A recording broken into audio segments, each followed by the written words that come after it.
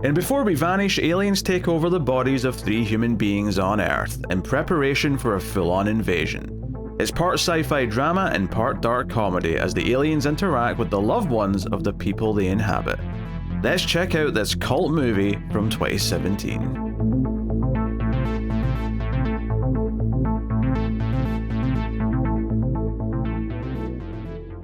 Welcome everyone to the Atomic Cinema Experiment. I am Peter, and joining me as always is David. I come in peace. This is a science fiction movie podcast. We get together and talk about a sci-fi movie. It's that simple. And there's no particular reason for today's movie other than I bought it like 3 years ago and it's been sitting waiting to be watched. And there was an empty slot opened up and I went, that's get in there. We're going to watch this one just so I could finally see it. Because it's a movie from 2017. It's a Japanese movie called Before We Vanish, directed by Kiyoshi Kurosawa. No relation, for the record, to Akira Kurosawa. Worth mentioning. I saw that and I was like, wait a minute, hold on. What are we doing here? And then I investigated even slightly and I was like, okay, that's not even close to the same guy. The funny thing is, though, is that, well, obviously it was never going to be the same guy, but like, the timeline, though, because this guy was born in the 50s, so if you told me he was Kurosawa's son, it wouldn't be like a ridiculous, thing. He isn't. He just happens to have the same name. But so I'd heard about this when it came out, thereabouts, and it's just kind of on my radar. I didn't really know much about it, but it seemed like a good time to just squeeze in a random movie. So the premise of Before We Vanish is that a few, not many, but a few people have been overtaken by aliens who are effectively scouting and learning about Earth before an invasion that'll happen once they've done their mission. And just kind of the effects that has on the people they've replaced and those around them, and just kind of that general thing. I'll leave it kind of open for now until we get to spoilers, but that's the basic gist of it. So yeah, we'll get straight into it. Actually, I should do my opening spiel. Oh, yeah. We'll start spoiler free. We'll give you a warning before we get to the spoilers. And of course, if you're enjoying the show, do hit the like button and whatnot on YouTube. It helps us out a bunch if you do. And you can get bonus content from us over in Patreon, but I'll tell you more about that at the end of the show. So yeah. Aliens have overtaken people on Earth. Now, hold on. Before we move into spoilers, or before we move into the general talk... I was going to say, it's a bit early for that, David. Go on. Right. I want to avoid spoilers, but I feel like there's something that I need to bring up, so I'm going to try to, talk around this to see if you're okay with it. The method at which they assimilate, knowledge, can we say that's not a spoiler? Because I need to bring that up to some extent. Why do you need to bring that up? Because it's a big part of how the movie continues. I mean, I don't see why you'd have to bring it up, but... All right. I'll do my best, man. You could roll without it. It's fine. All right. Yeah, all right. Well, what was your general feelings then on Before We Vanish? It's good. It's not great by any means, but, it's fine. I don't know. I was so into what this movie was doing in the first half. I think that it had really good ideas and it was playing with some cool concepts. But then as the film progressed, it never really delivered on anything that I was hoping for. I think that, again, the way that they get knowledge, the way that they integrate themselves into our human society, I don't know how you want to call it, but the way that they do that left a lot of cool plot options that I think could have been incredibly well explored both on the human side and the alien side. And by the end of the movie, I don't feel like it really did a lot with that, barring the one big thing that happens towards the end of the movie. But I wanted the exploration of that to be most of the movie. Instead, what we ended up getting was kind of just this idea of, invasion of the body snatcher sort of thing, but ultimately not nearly as tense and not nearly as interesting in a lot of ways. It just ended up being this thing of, there's a few aliens hanging around, the government kind of knows, and they're kind of doing stuff, but it barely relates to anything of what I wanted out of this film from how it was set up. So ultimately, a bit of a disappointment for me, but it was still a very well-made film. I don't think that I left this being angry at what it ended up doing. Yeah, I'm lukewarm. I guess is the word I'd use to describe this by the end. I think it does have some interesting ideas. I could see it. Given how it explores the idea of what makes humanity, and the idea that the aliens are trying to understand that or not understand it or whatever, and kind of like how that'll affect them the more they learn about us. That there were some really core ideas in there, and how it was playing with them early on that I could see. I also saw a lot of potential. I do think it kind of brought up a cool idea for me in the middle that I thought it was going to hone in a bit more on and focus on, and it didn't quite do that. It still used it, but it used it in a very unsatisfying way, because instead of building up to it, it felt like it just kind of came up again much later, as opposed to just actually kind of like making that the focus of the movie. It's got some quirky elements. It's got some really kind of like interesting and offbeat scenes where, like, I'll call it action for lack of a better term, where action is presented in a very unique way that feels different to how Hollywood would do it, that has a very different tone, I would say. And I did appreciate right from the start that this did feel very different to a lot of other like ways I could imagine this plot being presented, because I can imagine this being presented as a thriller, and this really isn't. And that much. I mean, the opening scene kind of is to an extent, but after that, it kind of settles into its own thing. Honestly, though, my biggest problem, I mean, I kind of agree that it could have done more with its ideas, especially as it went on. I think the back half felt a bit of a slog because it wasn't capitalizing on the ideas as much as I was hoping. But I think the pacing of the movie feels very subdued in a way that the 2 hours and 10-minute runtime did actually feel like 2 hours and 10 minutes in a way that, like, what wasn't aggressively slow. Like, I wasn't like sitting there mad or anything, but I was definitely feeling it. I was definitely feeling like, you know what, I feel like not only would this feel better at maybe 100 minutes, you know, an hour 40, right? Shave off like 25-30 minutes. But I actually think it might solve a lot of the problems where I think the problems with some of the ideas not feeling fully realized is because there's so much time to do more with them and they don't. If they just got to the points they got to much snappier, I might not have had that feeling. I might have felt like, oh no, they got to a point, they had a purpose and they said it. But because they spend extra time getting there, I kept feeling waiting for more to unravel from it, and it never quite did. So that's kind of where I am. I guess I'm a little disappointed because I was hoping this was going to be more of a gem that we were going to find. Instead, it's just kind of, it was okay with some good elements, but it's never more. It's never the sum of its parts. There's a lot of good things in it, but it's never forms into a whole that I was quite happy with. Yeah, no, I think I agree with you in the general sense there, because I didn't really consider the idea of how trimming out a significant amount of the movie would also fix the problem. I was kind of, I guess I was so in love with the ideas that they were putting in at the beginning, because it seems like such an interesting concept for them to go with, and it does lend itself to a lot of potential of examining the human nature and stuff like that, that I always wanted to see those things explored. I wanted to see them do those, which is why I was saying, you know, as much as 2 hours and 10 minutes feels like a lot when you're doing it this way, I think that if they had repurposed it, refocused it, they could have made that running time really feel worth it. But if they weren't going to explore it, then yeah, I think a full half hour, as you were saying, like an hour 40, they probably could have gotten it down to, and it would have felt a lot better in that regard as well. It'd have been punchier, I guess, is the word I'd use.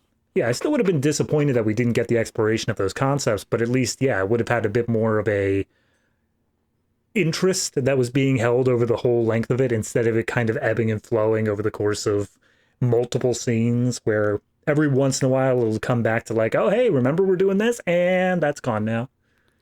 I mean, I didn't mind it bouncing between the two main plots. I think that stuff was fine. The problem I had is that there was just too many scenes where it felt like we were slowly waiting for conversations to kind of keep going, and it presented a very lackadaisical pacing, which, while I appreciated sometimes the slowness and kind of how quirky it made some moments feel, sometimes it just kind of felt like, okay, I'm ready for this to pick up momentum. And I think it's something the movie is lacking in general, is a sense of momentum. It never really quite feels like it starts to go into gear in a way. And it's not like you can't have a sci-fi drama like with a good sense of pacing, because you can, just because it's not something that's full of action, although there is actually some action in this, funnily enough, but it's not like the focus of the movie by any means. So yeah, it's a mixed bag overall. Like I kind of like what it's going for, and I can see some of what it is really appealing to some people, and some people like swearing by it and saying, "Oh no, this is a gem. This is this great little thing." I think for me, it just doesn't quite hit the target. Like it's like the ingredients are kind of in there. It's got some good performances. It's got some moments that give me a good chuckle. Not that it's a comedy, but there's definitely moments where there's like a dark layer of humor that kind of works on top of whatever it's doing.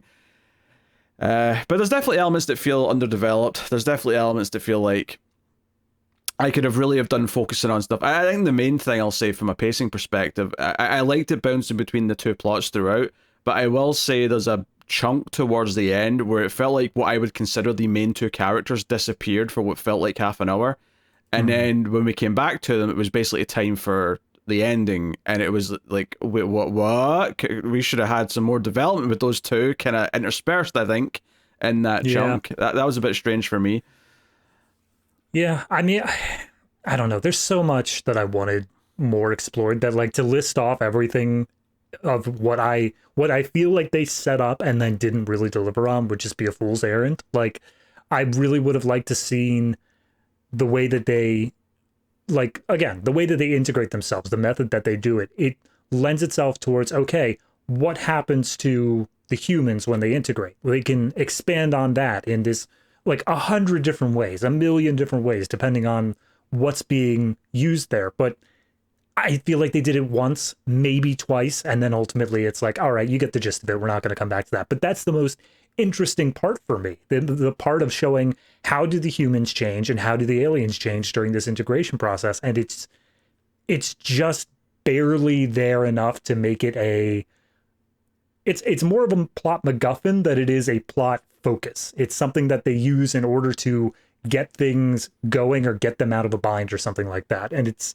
really disappointing for me, because I think that ultimately that's where the human introspection and all of the interest that really could have come from a deep dive here stems from, and they just kind of drop it for the most part.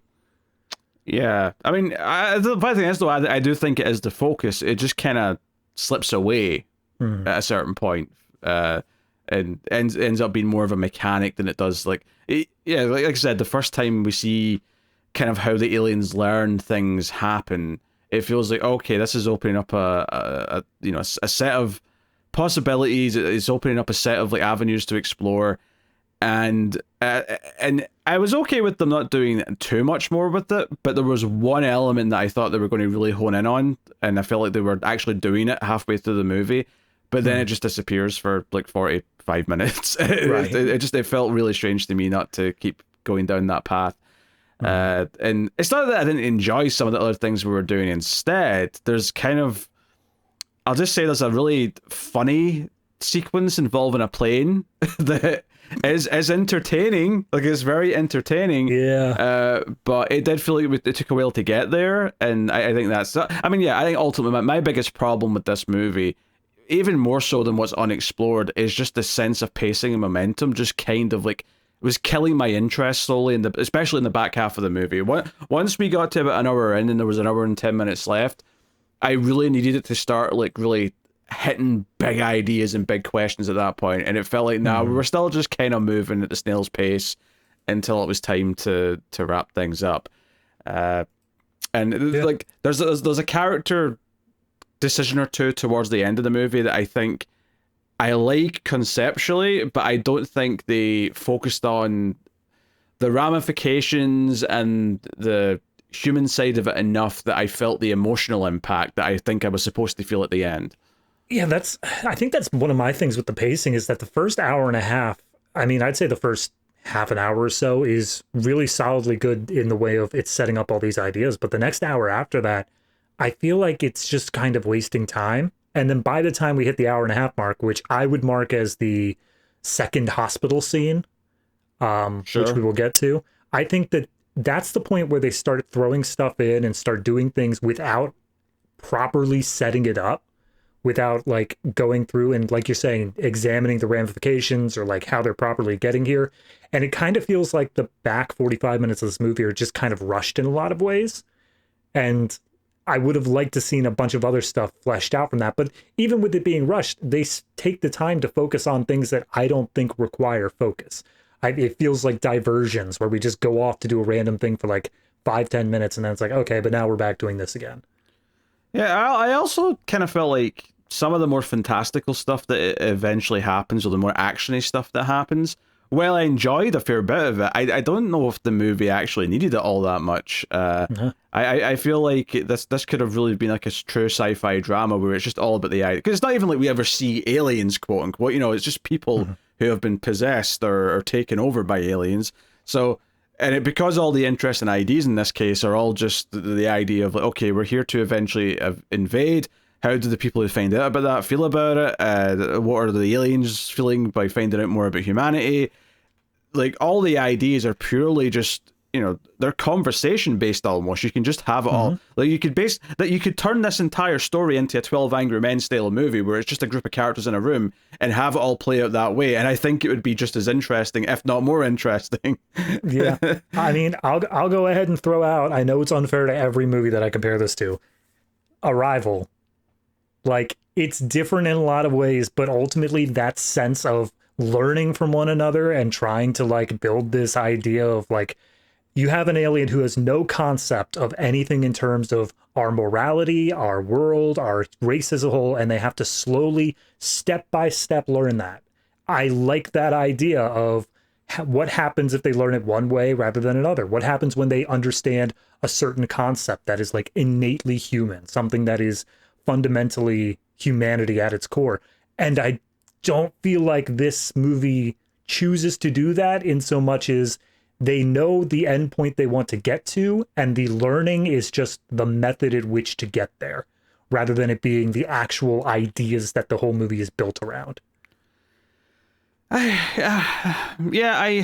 kind of get what you're saying in comparison to that. I don't know if that's the first thing I would compare it to.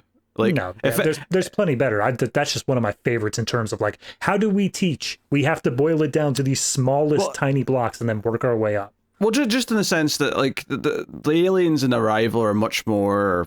I'll phrase it another way. This was making me think way more of Starman than it was something like Arrival. Yeah. Again, the motivations or the purpose of why the alien Starman is there is different to the aliens in this movie. But fundamentally, is it right down to the fact that it's like a husband and wife duo, right? And the husband's now the alien. That idea was coming up a lot for me as I was watching this movie, and it's more about like learning from humanity by interacting with the humans. Whereas in Arrival, it's very different. It's a more formal, right. Like we're teaching each other things, we're trying to learn, blah blah blah blah. This is a bit more, I don't know, boots on the ground, I suppose I'll call it, in terms of the process. But I mean, we'll dive into it. We'll talk about the various things. I mean, I do think, like, all of my critiques seem to primarily be from a script perspective, because I think the performances are all solid. Yeah, I mean, there's two characters in this that are not children, but like, you know, still teenagers, I would say, still, you know, maybe young 20s. Well, I think the girl's definitely a teenager because she's the high school girl. Yeah, high schooler. Yeah, I mean, I'm just saying the actors and actresses. I'm not sure exactly how old they are, but their performances are fantastic, and those would be the performances I would always worry about the most in terms of whether or not I'm going to think they're well done. I think that every single character in this movie does a fantastic job of playing the character that they're given, and I don't think the characters themselves are problems either. I think each of them has a very specific role they fill, and they each do it very well in that regard as well. Yeah. If the movie's about bringing up these ideas and discussing kind of different viewpoints of humanity and how we'd react to this, I think they each have a purpose in that role. Particularly the two main human characters who, yes, you know, are the wife and the sort of the journalist who are both kind of like interacting with the aliens. Yeah. Direction as well. I mean, it's obviously, I think it is written and directed by there's a few other writers actually. It's not just Kurosawa, but Yes. Yeah, I mean, I think Kurosawa's direction's solid. There's very interesting ways that some scenes are captured. Sometimes there'll be like a neat little oneer in there. I especially like some of the scenes where it's just like some of the characters are walking through like the main parts of the city, and it just really felt like they were walking down like the main street of a city with the stores around and the cameras like spraying around them. I'm like, oh, this just feels like a real place. It's almost just refreshing because so many movies just like will fake this now, but this was no, they're actually down there on the main street of wherever this is. I don't know if it's Tokyo or some other Japanese city, but regardless. Yeah, it felt like vaguely, not like bustling metropolis or anything like that. It felt like, a smaller level, but still a city. And it just felt vaguely any one of those, and it didn't specifically lock it down to all a I know location. is they have a Baskin Robbins and they have a Toys R Us, okay? Yes, that is true. I did notice how many stores I was like, that seems like a very American thing, but I guess that it's worldwide, so... Yeah, I think what just gets me though is that all these companies don't have like a Japanese version of their logo with Japanese text. They just put the regular one up, and that's like people just recognize it and like know the English for that name because it's just the brand. Branding is strong. You got to maintain it. Yeah. So yeah, I think we can go to spoilers. I think to have any more of a meaningful conversation, we have to go to spoilers now. I think. Okay. Well, the only other thing I wanted to bring up just before then is that this movie, as you said, we don't see the aliens or anything like that in any meaningful capacity, but there are still special effects. There are still like sequences where they do a bit of special effects stuff. I think it's good, but I do feel like there's this feeling in it where it feels like. They obviously don't have like a Marvel budget or anything like that. They don't have billions of dollars to sink in. That is a terrible comparison because Marvel's effects are garbage. Well, why would you bring up that as a comparison for this? The effects in this are better than any recent Marvel movie.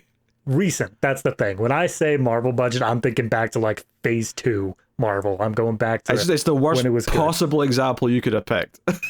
All right, fine. They don't have the same budget as Spielberg in Jurassic Park or whatever you want to throw at it there. Point being is that there's a bunch of stuff where it's special effects, and it's good, it works for it, but it does obviously stand out that it is a special effect, and depending on how much that bothers you, it might be something that takes you out of it in the moment, which I didn't have a big issue with, but it was something I noticed specifically during like the very last sequence where there is a bunch of special effects stuff going on.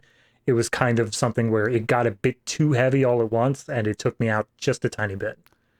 Yeah, I don't have a problem with the effects in this. I think they're few and far enough between, and the moments that have them are moments that absolutely require them. So, I think it bothers me way more when there's stuff that doesn't need to be effects that are effects and are also subpar. This doesn't really have that issue at all. No. They use practical where they need to, absolutely.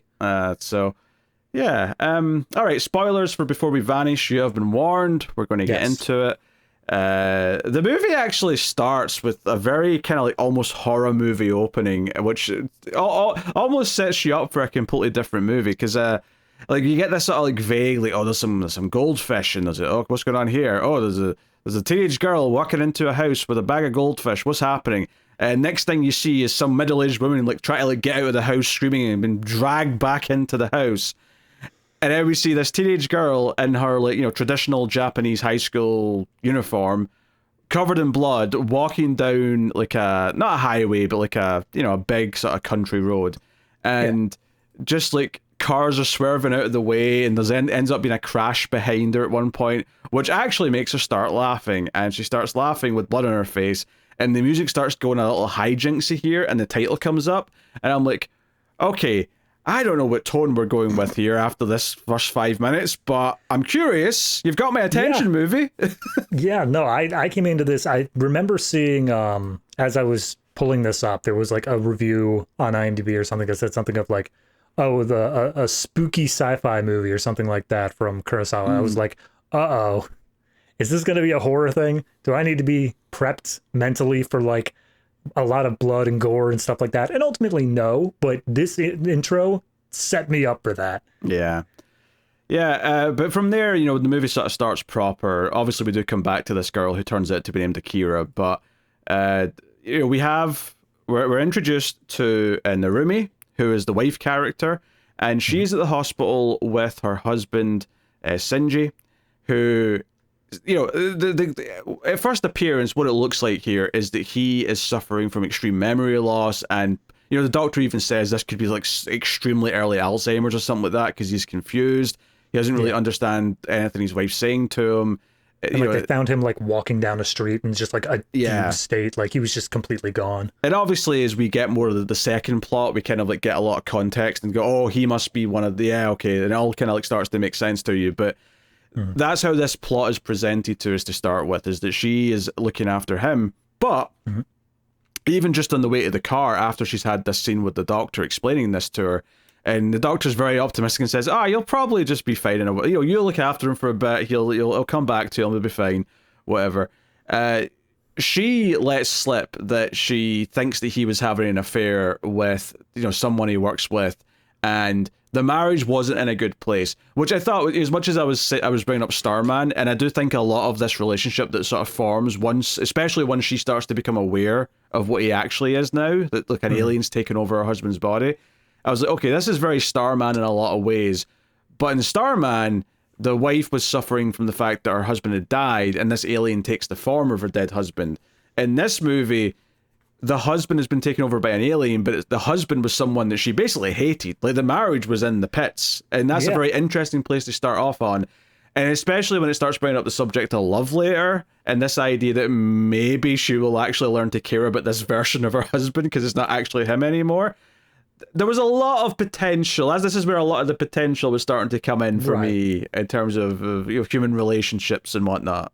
Yeah, no, I deeply enjoyed this beginning because it's such an interesting setup here. You obviously, you know, coming into this, I knew it was about like aliens taking over people's bodies, so I already had the gist of it of this guy was most likely an alien in the body. I didn't have actual confirmation, but I assumed it at least.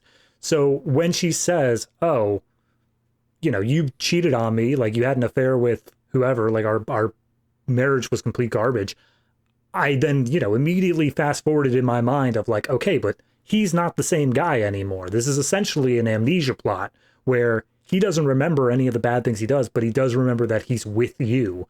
And so therefore, we're going to see this relationship rebuild itself basically over the course of the movie. We're going to see this idea that like, oh, you know, she still loves him and she's going to make this work with the new version of him as he's relearning what it means to be human.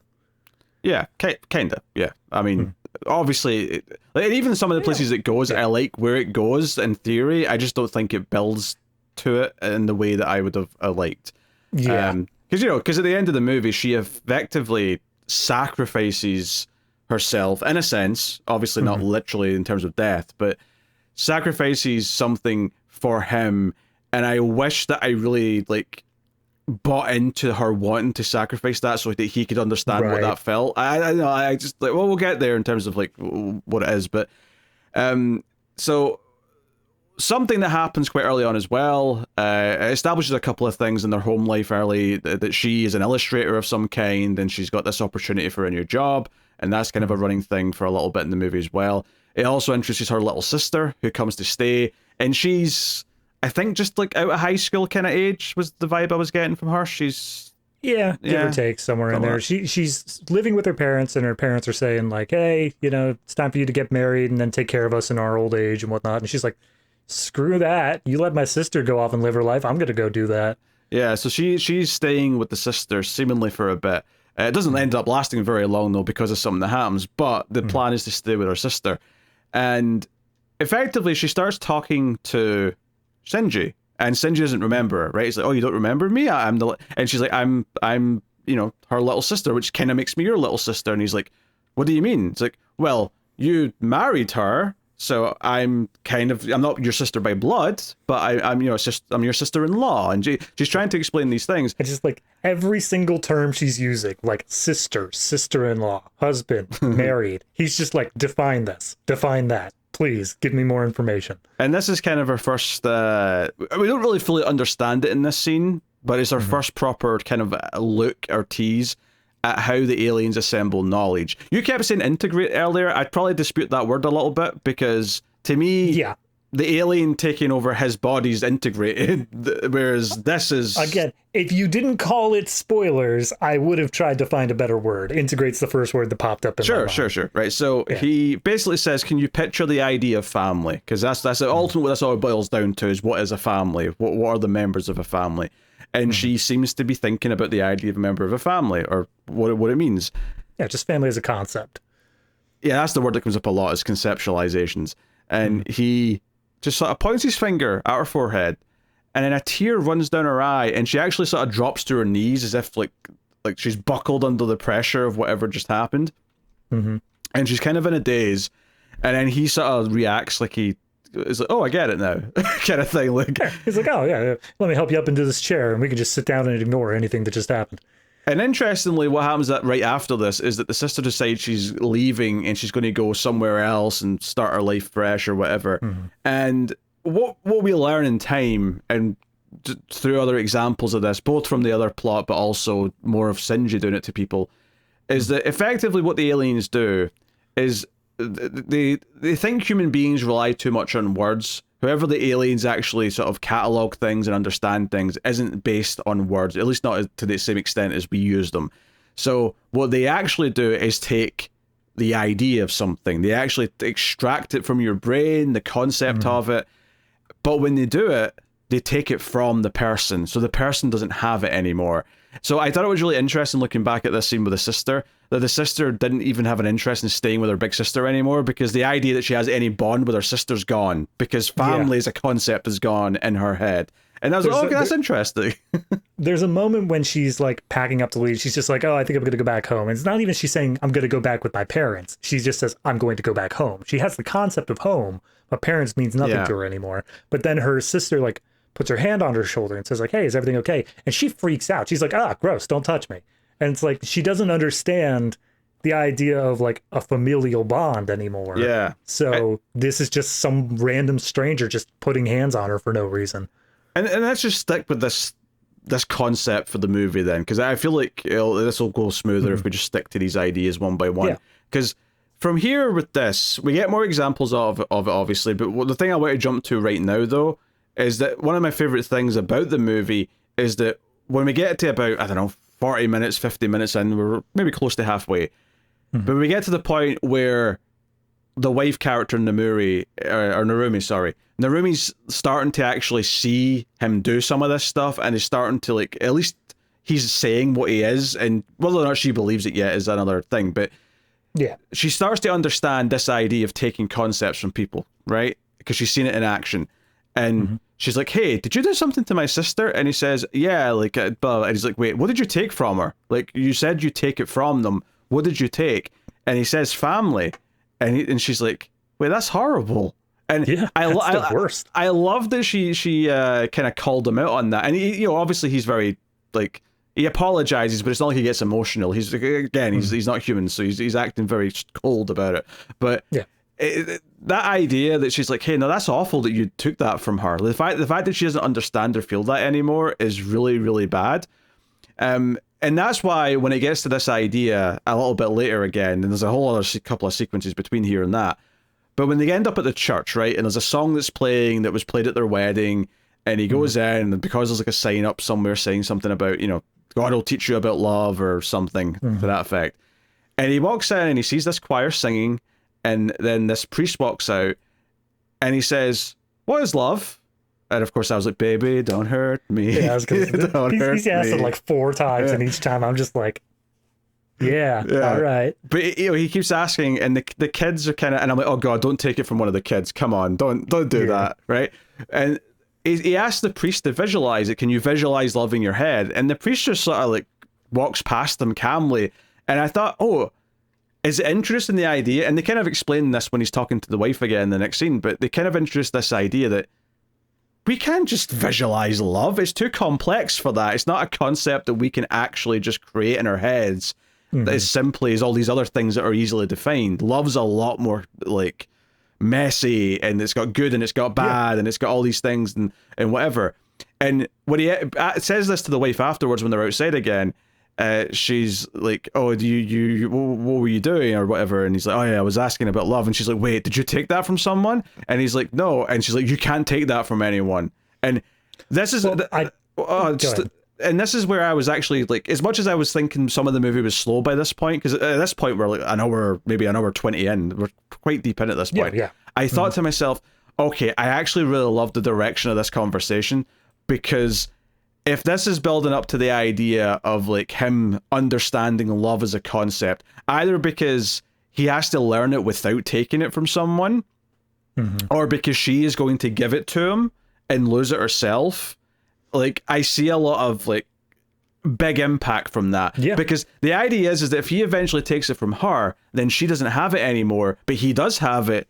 That's instantly going to make him feel guilty that he took it. So, you know, there was a lot open there, and I was so sad that we didn't spend a lot more of the back half having them sort of bond and grow closer together. Obviously, there's a little bit of her kind of realizing she still cares about him. That's like one of the running things throughout, is that she tries not to care, she tries to get on with her work life and whatever, but she can't help but go look for him when he wanders off. She can't help but be worried about him and, like, you know, hit him in the arm when she's mad that he's in danger. Like, she cares. You know, she's running about looking for him multiple times throughout this movie because she still gives a shit. She doesn't want to admit that she still gives a shit, but she does. And, you know. I mean, she says that to the sister at the beginning of the movie, where it's like, you know, he comes back and the sister's just like, oh, you still love him, don't you? And she's like, shut up. No, I don't. I mean, kind of. But no, I fully agree. I think that conversation is exactly what I wanted from this movie. I like the idea of not only do you get to see how the aliens change as they get each new concept, and it influences the decisions that they make further and later down the road. We haven't even gotten to the other plot with the other aliens and all that stuff going on. Yeah. But like at one point they pick up the concept of the self and the others, and immediately my mind starts going down the path of like, okay, so you've got Shinji and his alien is learning about like these positive concepts. He's learning about things that are, you know, making it easier for him to integrate and become this ideal Shinji to his wife. But then the other one, you've got concepts that are differing, that are basically like warlike concepts, things that make them more and more angry. And I would have loved to see those two paths, when they finally converge, come at basically at each other. They meet up and they come at heads and say, no, this isn't the right thing to do anymore. We've got to change our path. You wanted a debate between them based on what they've learned. I can see that as an idea.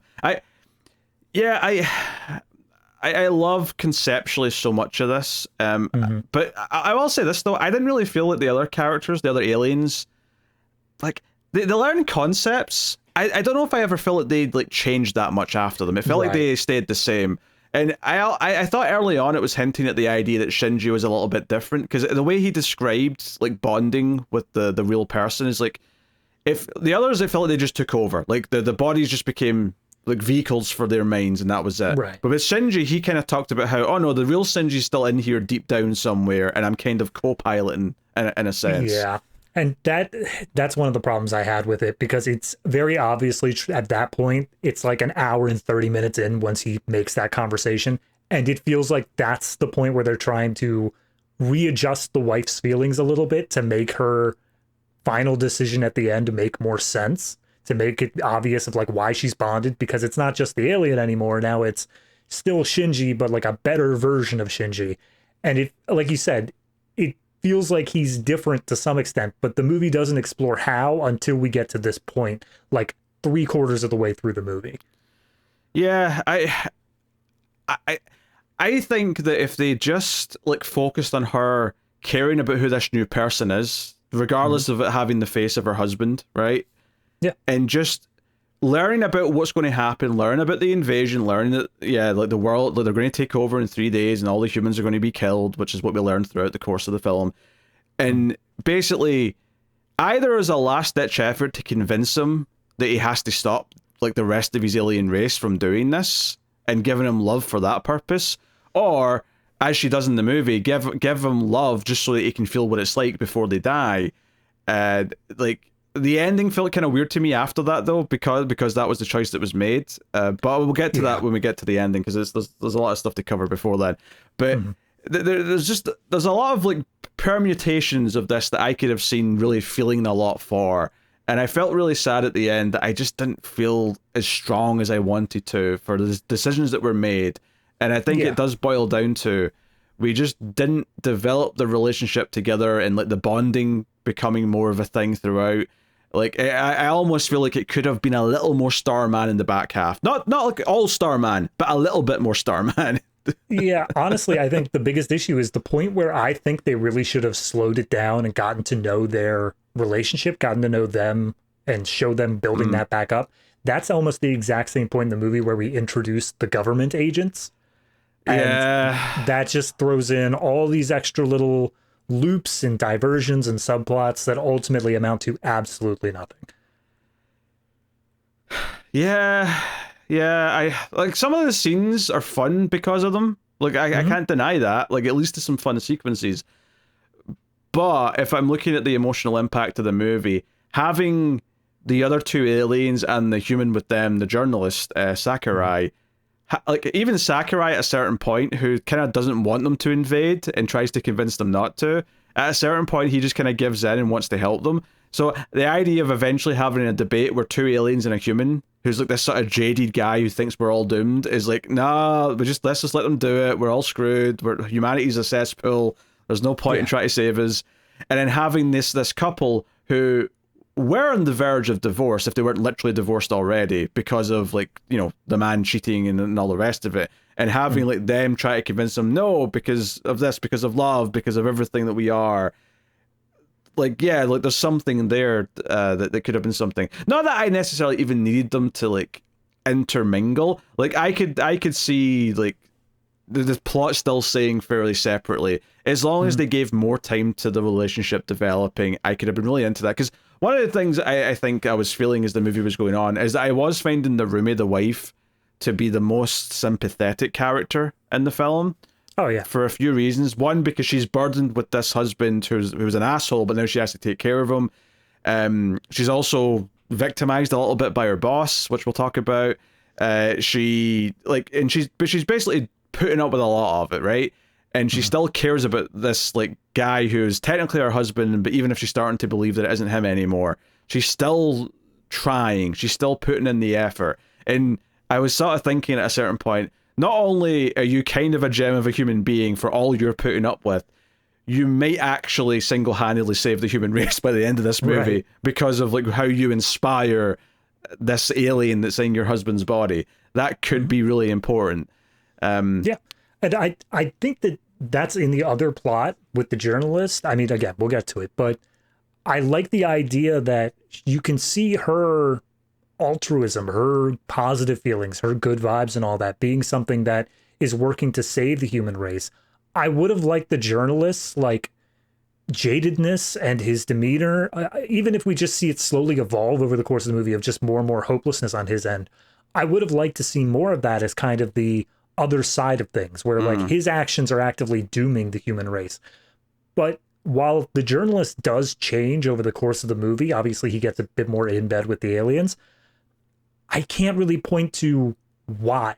It didn't feel like there was a good reason why he changed. Just all of a sudden he was like, well, this is going to happen, so be it. Yeah, it's not as satisfying because it's like he's fighting against them a little bit, but when he realizes that no one's going to believe him, he just kind of gives up and says, well, I might as well just like, you know, align with them and ask to be one of the few humans that are left alive and whatever. Like, I would have liked to see the journalist be a character who's very put upon, who's in the same sort of kind of situation as the wife, just has a lot of stuff on her plate, but he's not dealing with it well. He's someone who is falling prey to like the stress and the anger and the frustration of it all. Yeah, and that's something that rubs off on him.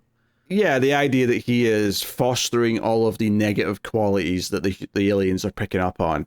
Which is interesting because the wife, obviously, while I think is completely sympathetic the entire time, obviously at the start, when she is trying to just kind of like not like pay that much attention to her husband and just stay home, I need to go and like get this job and I need to go work. Like it does. She starts off a little cold, right, towards him. Well, it's back when she thinks that he's just sick. Yes. If not faking it, which she also accuses him of at least once or twice. Yes. But like the idea that as the true feelings come out a bit more, as the true what she really is comes out, it becomes this, and that's at least another theme of the movie as well, is the idea of like, who are humans when you take away a lot of the concepts that kind of like, not trap us, but keep us in, like, so the big example is like Shinji at one point takes away the idea of ownership from someone. There's a really kind of like comical scene where he keeps trying to walk into this guy's house, and the guy's like, no, this is my house, this is my possession, like you can't just walk in. And he's obviously right, like he's not really saying anything wrong, but he's like, oh, what's this idea of possession, of ownership, what's this? And he takes that from him. And we see this guy later on, and he's become kind of like this evangelical, like, you know, speaking to the crowd about being better and all that. It's after the government has already started, like, they've, you know, sent a few big military things down the streets, and he just calls together a crowd, and he's just like, look, obviously there's a war happening, but I think it's kind of on us. We shouldn't be so worried about our own personal stuff. That just breeds a distrust amongst us. Give away your things. Ownership is crap. Yeah. Let me read from Karl Marx for you. Yeah, it's basically saying, like, who would we be if we give up this some of these ideas that we have built entire societies around and just focused on. And I think that's what makes it different, that Narumi gives away love at the end, because love actually is the thing that makes us human in a lot of ways, right? In a purely ideological sense, love is what makes us human. But that's what I wanted the entire movie to be in a lot of ways. Like, yes, I think showing how the aliens grow is important, but I think the other side of that, of showing what happens to humans when it gets stripped away, it's more or less left up as a punchline to the scenes. It's just kind of shown at the very end. There's the boss character, at one point he loses the concept of work, and so he just basically becomes childlike and just living carefree, hedonistic, like, whatever, we're just here to have fun. I want to see that explored more. I want to see what happens when humans lose a concept of something, like even with the sister losing the concept of family. You could write an entire movie just around that. No, you could. But I will say this though, while I do wish it was explored a bit more, I don't think it should be the focus of the movie. The focus of the movie, the arc of the movie, is the main character. Well, it's arguable if she is or not, but I would say that Narumi, in theory, should be the main character, and her basically learning to love again should be the main story of the film, right? Her getting back in touch with that feeling and then having to argue for it, and because of that feeling, to me feels like it is the core heart of the movie that it should be there, and it kind of does touch on it here or there, but maybe doesn't focus on it enough. But not nearly as much, Yeah. To me, that's what it should have focused more on beyond anything else. But, you know, we're here where we are. I mean, I agree with that. I just also didn't. I wanted the human exploration of things to always be more than a punchline. But in the end, that's all it really ever ended up being. The one guy who argues for no ownership, he's the only one, I think, that comes back in any way after having his mind messed with. He's the only one who, after he gets his mind messed with, he disappears for like 20, 30 minutes of the movie. He comes back for one scene and then he's gone again. Which I think is fine. Just to be back for one scene, but I almost wish we got one more scene with the guy who lost the idea of self. I wish we got one more scene following up on the sister, just one scene each, just to sort of show how it's affected each of them, and just see which ones have had like a positive or negative impact. I think this idea that this guy is like promoting, like what he's promoting now, is actually like a positive thing. It's saying, hey, if we give up the idea of ownership, we might be much better off for it. Whereas, but obviously losing the idea of family is much a worse. much more negative concept, right? Yeah, human beings. I think some of them get just things, you know. Yeah, some of them get just a bit too abstract as well. Like the one who loses the concept of self and others. Like, I don't understand how you'd be able to exist as a human being at all after that. Like, that's just like, am I me? Are you me? Are we? What's me and you even mean? And if you're going to do some comedy with it, which I think is valid, and do some weird ones where it's just like you've lost the concept of fish. Yeah, so someone goes to a restaurant and they see a plate of fish and go, I don't understand this. This means nothing to me. even if you don't lose the concept of fish, something like, even if you have to get more conceptual, the idea of like, just like public awareness, the idea of like decency or something like that, the idea of like someone's like the idea of like having to be dressed or anything like that. That's the sort of thing where you can turn that around and just be like oh yeah, here's a clear concept of how that would turn into something comedic in some extent. It's not something that like completely ruins the person's life like family, but it's something that can at least make for a funny scene. That being said, I do have a question for you. Uh-huh. So about an hour and a half into this movie, there's a scene where we go to a hospital and a bunch of people seem to have lost something. They seem to be in the same sort of boat where like they're coming up and they're just like laughing uncontrollably or something like that. And it seems to be very suddenly onset as well. This is actually something that in the moment didn't bother me because I thought it was going to build up to an explanation or reason or something. It never quite really did anything with it. So basically this comes from what at first I thought was just a weird like cover story from the shady government dudes where like, hey, your husband may have this virus that's spreading, that's making them lose things and blah, blah, blah. But then when they're going to the hospital, it does seem like there is a virus spreading, which does raise the idea that, wait, because they've taken something from a few people, have they actually spread the idea that they're losing concepts from each other kind of thing? Yes. Is this just kind of like a passive thing now, or just like everyone they come in contact with is also losing concepts of like self or family or stuff like that? That said, though, some of them, it wasn't even like the losing concepts. Someone was just doing air guitar. Right. So that one lost the concept of musical instruments. Yeah, but that you wouldn't be playing an air guitar though. You'd be like, it would be like losing the concept of physically doing something. So you're just pretending to do something. I don't know, like.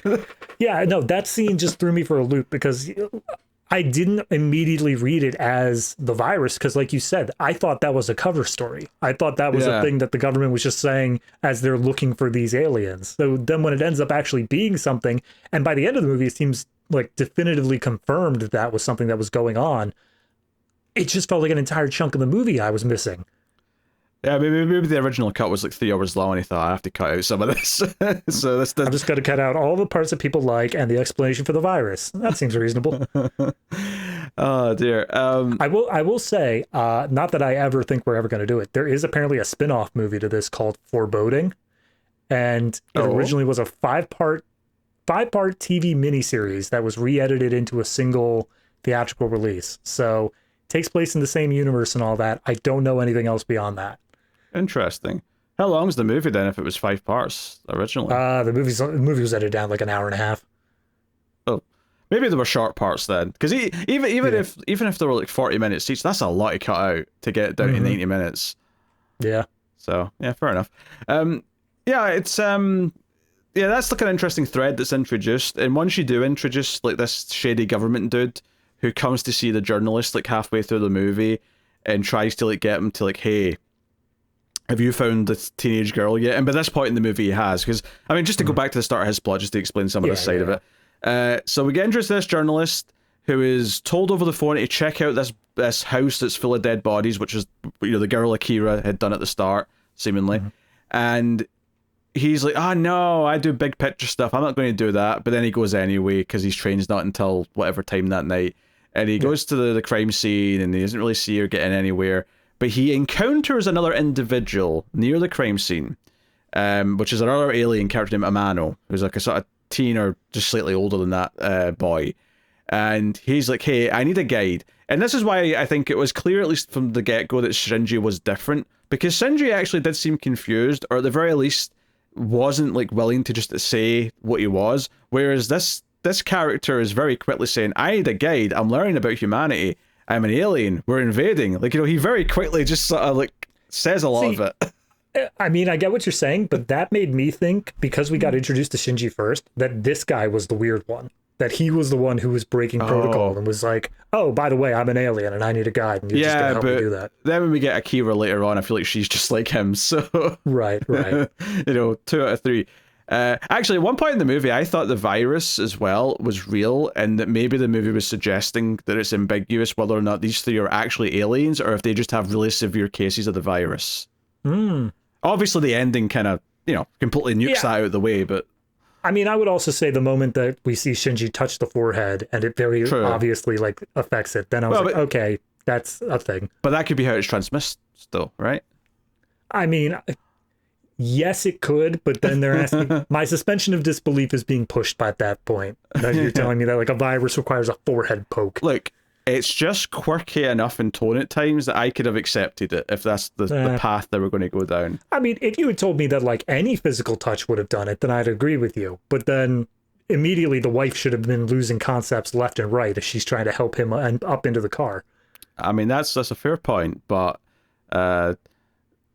anyway, whatever. Either way, it was a possibility at one point in the movie when the virus was starting to be talked about. So he doesn't obviously believe him, but he's like, okay, well, fine, I'll be your guide, quote unquote. And Amano makes it clear that he won't take any concepts from a guide, right? The guide's safe from that because you'd have to be fully functional to be a guide. So, but he wants to find Akira. That's his purpose. He wants to find Akira. Which I thought was going to be more difficult. It turned out she was being held at like some sort of hospital under security, and they just go there like after a few scenes. It was really easy. It wasn't even like a government hospital. It was just some random ass normal hospital with like a single guard, and that's all it was. Yeah, and they get in pretty easy. But the one thing that they do beforehand is they go to Amano's house, and they show how he's drained all of these different topics from his parents. So they're basically just sitting there as husks. They're just zombies. Yeah, they have nothing in them. And of course, like Sakurai's like, wait, what's wrong with your parents? Did you drug them or something? What's going on? Like, this is illegal, kid. You can't just do that. But he's still not buying into the alien bit yet. As much as I do think the movie is very slow at times, I do think it is quite smart how it goes from some of the stuff with Shinji to this scene, because together they kind of explain the entire concept. Like, both only explain part of it, but together, you as the audience, you get a full picture of like how this works to an extent. Yeah, you have Shinji doing something that's very mysterious, so it gets the audience engaged, and it's like, okay, what did the forehead poke mean? And then, like, the very next scene is Amano just flat out saying, here's what the forehead poke means. You're like, okay, I get it now. Thank you for explaining. Yeah. So, yeah, they find Akira, and we get... Now, that ends up being even better later on, but there's something about whenever they have Akira get into a fight with someone in this movie... I think it's very compelling because it's this interesting mix of like very fluid and feels very capable. She feels like she moves in a way that's very like confident and she's taking out guys, but at the same time, there's this kind of like how do I describe it? Like almost like it's not intense for her. So it's not like John Wick where he's in the heat of the moment and he's doing all these quick moves and whatever. It feels like she's just sauntering over and almost kind of bored as she's doing like these blocks and like flipping guys over and stuff. It reminded me a bit of Upgrade, where like obviously the human body's just being piloted and it's like, yeah, all right, I'm just gonna go fight now. A little bit. In fact, one of the things she says when they get her in the van is she describes like when she first got here, she went into the body of a goldfish by accident, so she then transferred into the body of an old man, which was fine, but she cut out the intestines to see what the inside of a human body was like, and the way she describes it gave me the impression that they don't really feel the pain that they feel if their bodies get damaged, because all she says is, but the body started to slow down, so I had to jump to the teenage girl that walked in. Yeah, that's the thing. They don't say, you know, oh, all of a sudden I had this sharp stinging pain as I was cutting into my flesh. They were like, it just started slowing down a little bit. So it makes this idea that like, yes, they have taken over the bodies, but maybe they don't have like pain and pleasure receptors or anything. They just pilot. Yeah. So it's like, okay, that's a wild visual to imagine. This is what was this really, really good. But yeah, which also then reframes the opening scene as like she didn't. Yeah, it frames it as like a serial killer sort of murder where she's coated in blood and whatnot. But it's more so the fact that she just started disemboweling herself when she was in the old man's body, and then she just jumped out and she's like, "Well, that didn't work." Moving on. Yeah, admittedly, the woman being dragged back in though still feels quite vicious on her part, but you know. That's what it is, I guess. Yeah. But yeah, there's like a sort of fight scene here where she kind of like struggles with the guard and like, because the guard's not playing ball with whatever they're asking him, so she jumps on his back and it turns into more of like an awkward but kind of compelling at the same time fight where she's throwing him into things and whatnot. I think that this movie does several solid like 1 minute oneers. Yes. Over and over again. I think this is one of them, and they do a very good job at those. Yeah, there's one in the plane section later that I definitely remembered sticking out. It was the plane, the hospital, and this fight scene that I remember just being like very well done and well choreographed. Yeah. So basically, the journalist is with these two now. He's like getting the scoop, although he doesn't still necessarily believe completely what they're saying yet. But she wants parts to build a communicator device, which he's going to have to go get for her. There's other conversations between them. In fact, this is some of the stuff that I thought was quite slow, actually, was them just sitting around this like garage area, just talking about stuff. It felt that stuff was really a pace killer for me, I thought. Yeah, they explicitly say they need to find the third alien, but they have no idea where to even begin looking.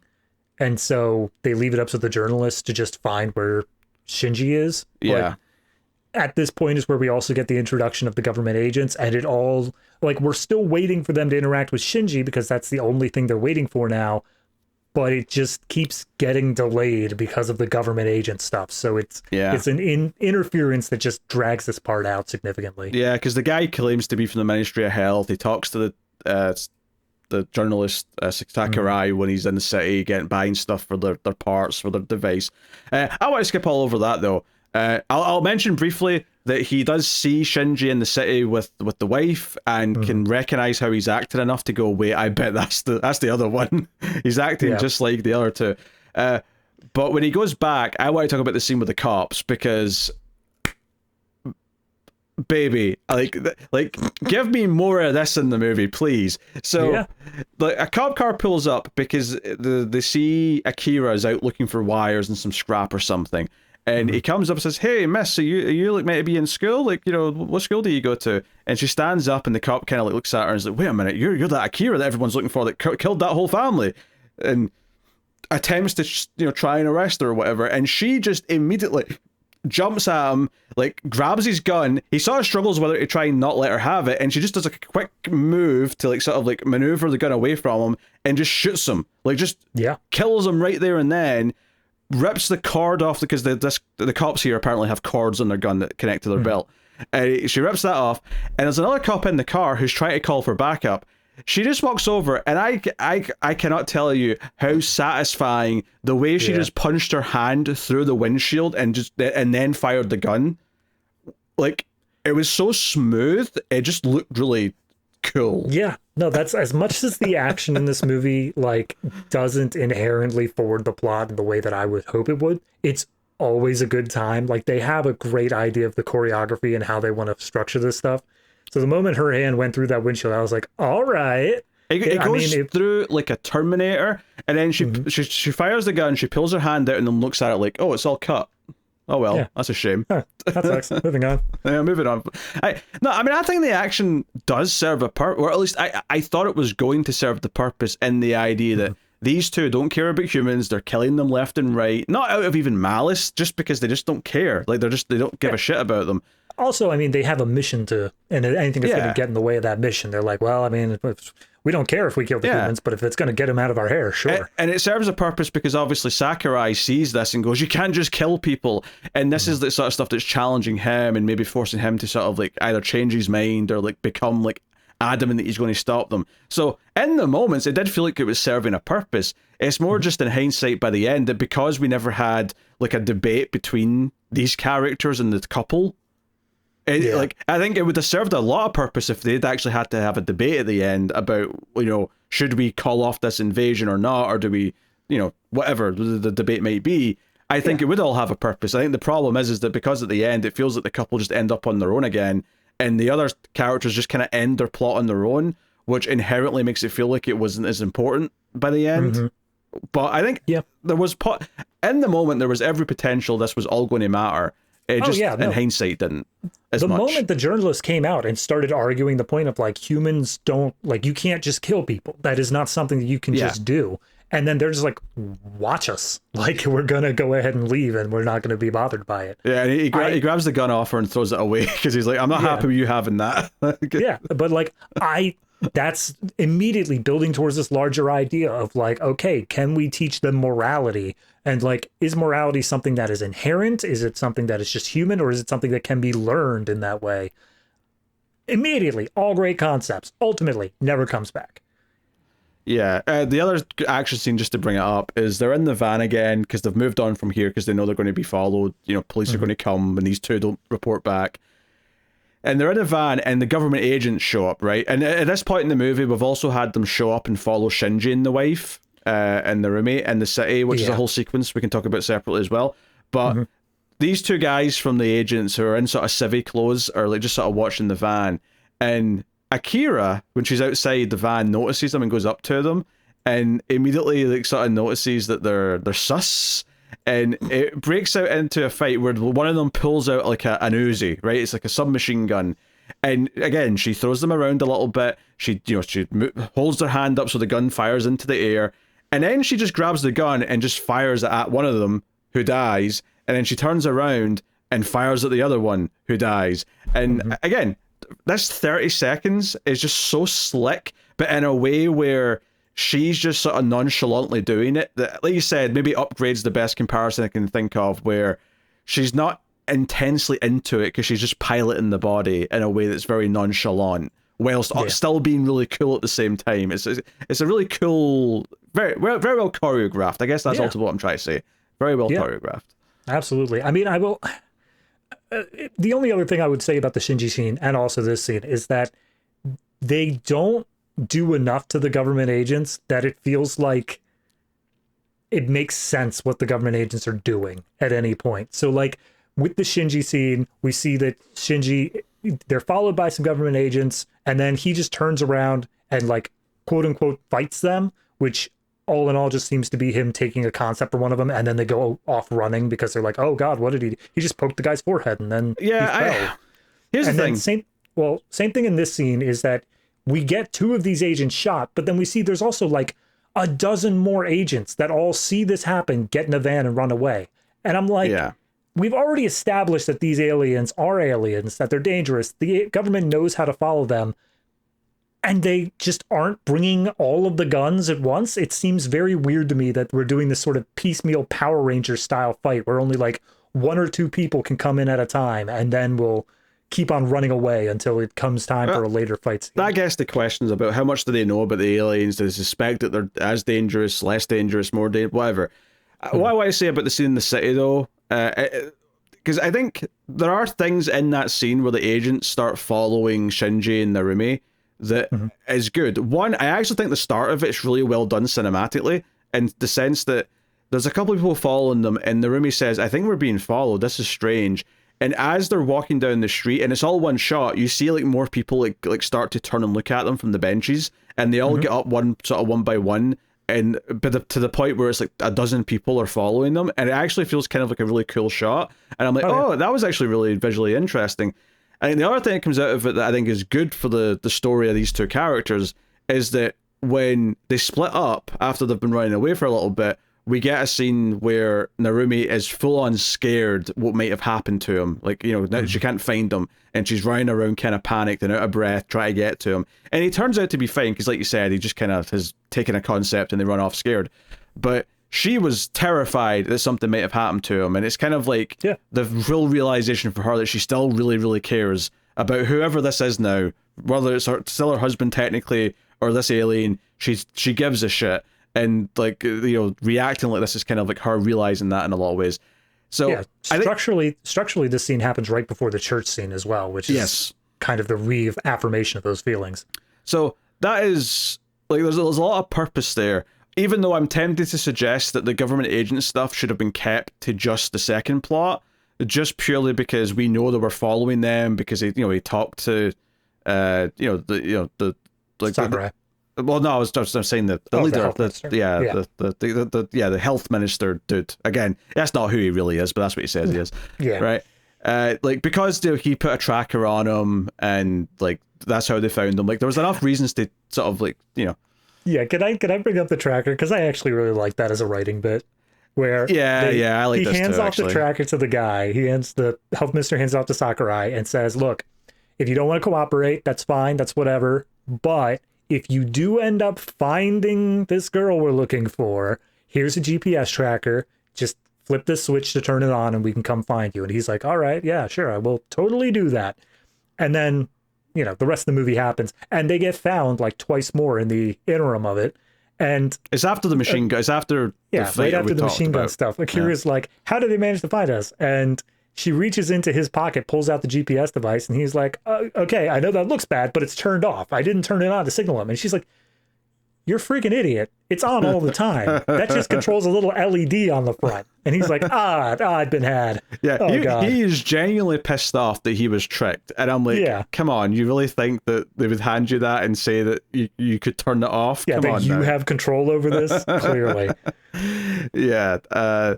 No, it's fine. And, I appreciate like the action scenes that come from these agents following them through the movie. But again, it feels like it's a plot mechanic rather than it is something that's actually integrated into the plot.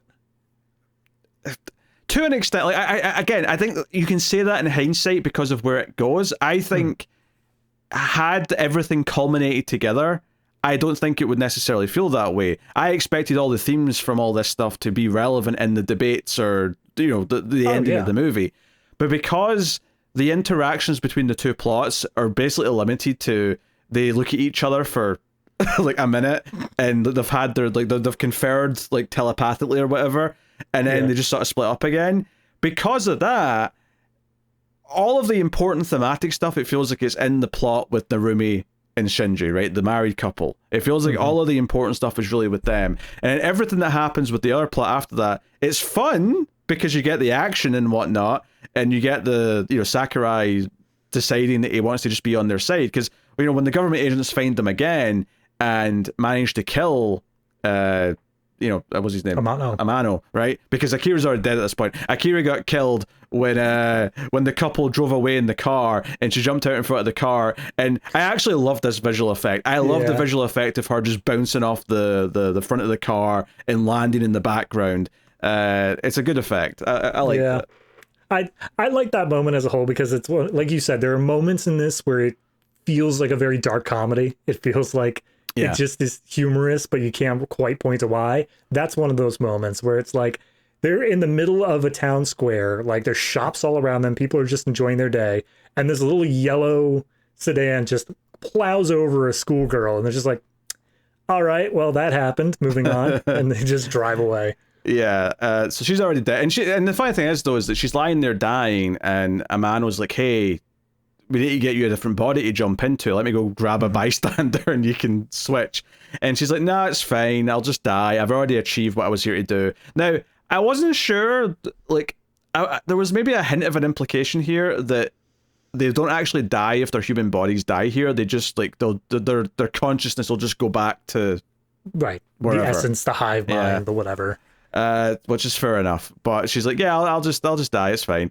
But later on, when the transmitter's been turned on, a man was turned it on, journalist is helping him, the government agents show up and they shoot Amano. Amano does like pull out the machine gun that they got from the previous agents and shoot them all, so they all die too. Basically, the journalist is like, hey, you have to switch into my body. I'm the only choice. I'm the only one here now. You have to switch into me. Which I'm gonna pause it real quick. During this fight scene, the first thing he does to trigger all the gunfire is he steals a concept of like enemies or pests or whatever's from the health minister. Can he not jump into that body? Can he, like, that dude's still alive? He's mentally out of it, but like he can do it. Yeah. I mean, I do like the idea of getting to a point where someone is like volunteering for one of these aliens to jump into them, because it maybe shows just how much like hope he doesn't have now, and he thinks this is just it. I think it would have been nice though, like to like develop this idea further. If like, does he really believe in just letting humanity die? Does he really believe in helping them? Because here it plays off like he actually cares about him a little bit, and I don't know if that's the vibe that it felt like he should have had. Yeah, you mean Amano to Sakurai? No, the other way. Sakurai to the other way? Amano. Yeah. No, I think that they developed that he cared about him to some extent. I mean, again, if you buy into the fact that he thinks that humanity is done for and he's on the alien side, I think that the feelings that he has for Amano at that point, they do a good job of showing a bunch of buddy scenes where they're just talking and like talking about their past and stuff like that. I think they set that up well. I think that the transition for Sakurai from fighting on behalf of humanity to fighting on behalf of the aliens is non-existent. Yeah, it's after Akira gets knocked down with a car, he tries to just tell everyone in the town square, hey, everyone, this guy here, Amano, he looks human, but he's actually an alien. We have to do something before it's too late. And no one believes him. And he's like, yeah, we're all screwed. And I'm like, to be fair, it's not that convincing. You know, I get you could maybe relate this to like climate change or something and say, oh, like no one's like listening and this is happening. You're just the crazy guy on the soapbox screaming about how everything's about to go wrong. But you know, I think the parallels there don't quite add up. I get in theory why they should be there, but I don't think they actually add up in the scene themselves. Yeah, especially when like, okay, so say the guy, you know, he's fighting for humanity, but humanity doesn't believe him. That doesn't immediately translate to, okay, screw it, I said my piece, now I'm going to help the aliens. Yeah. Like, even if I wanted to believe, okay, he doesn't have any hope that, like, they could be stopped, I didn't have that transitionary point of him saying they should be helped. And that's where I feel like it was missing a bit of, like, make him a bit more misanthropic, make him a bit more bitter at humanity for whatever reason. Yeah. It didn't feel like that was ever really there.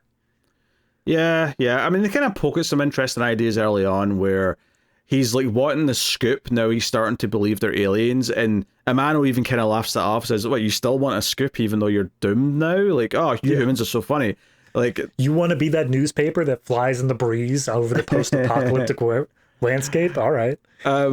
But yeah, so yeah, he takes Sakurai's body, and this is where he is attacked by a missile plane that comes in, and a lot of this is in a oneer where he's running away and like explosions are going off and you see the plane coming down after. I will say he's basically trying to bait the plane away from the truck that's doing the transmissions. He's just pulling that away. But he is, you know, he's running, there's explosions, yada yada yada. I will say this was a very loud scene. The subwoofer and whatnot was absolutely going for it. But you know, I think the actor does a good job here of like being the other character, though. It felt like he was smiling just in the same way that Amano would smile, you know, without having a lot to really do, because he didn't really say anything during this. Like, you know, he's just running around. But the smirk he has in his face, the sunglasses, like everything just kind of feels like he's doing a good job of like, you know, at least conveying that he's not himself anymore. Yeah. But this all kind of wraps up in like a 1-2 punch where you get this shot of like the bombs coming down a line from the plane coming towards him. And it doesn't hit him dead on, but he's obviously close enough to the blast that I thought he was going to be dead.